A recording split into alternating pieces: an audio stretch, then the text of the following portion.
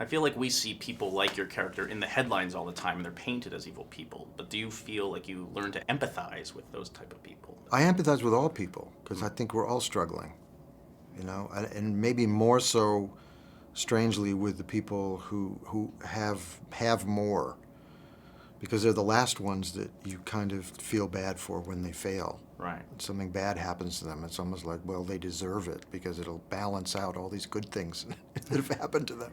Sure.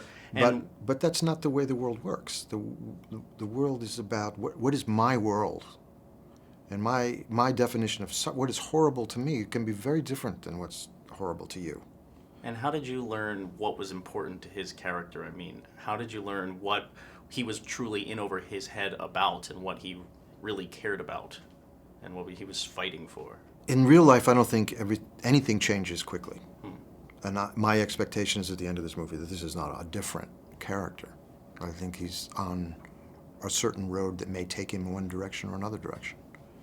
But I think he's thrown back on his heels for sure, and is forced to reflect at this point. And he is responsible, as we all are.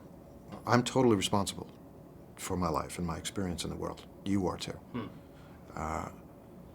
We see this guy, and to me, it's very Shakespearean-sized. I mean, it's somewhere it resonates with, you know, these high finance guys with Jamie Dimon, Madoff, blah, blah, Sure. all this world, Corzine. And this other side is Ted Kennedy and kind of Greek dramas of I mean, huge things of life and death and responsibility. But those things are grounded in the problems we all face almost every day, almost every moment, of ultimately finding out what is of value. What is money going to take me anywhere? Is position going to take me anywhere that's positive for me and real?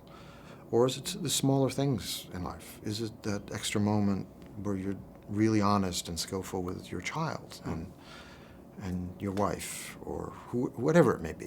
Where does it sit, this idea of not just me, but a successful, happy me? And you brought up Shakespeare, which I think is a perfect comparison. Is there actually a Shakespearean character that you might think of when you're considering arbitrage in a dramatic sense? Is there some sort of ancient tale that you would go back to? Yeah, there wasn't one. You know, there was, when I did Internal Affairs, it was very much Iago. I saw Iago and a little bit of Richard III in that character. This one, I don't know. I didn't pinpoint it that way.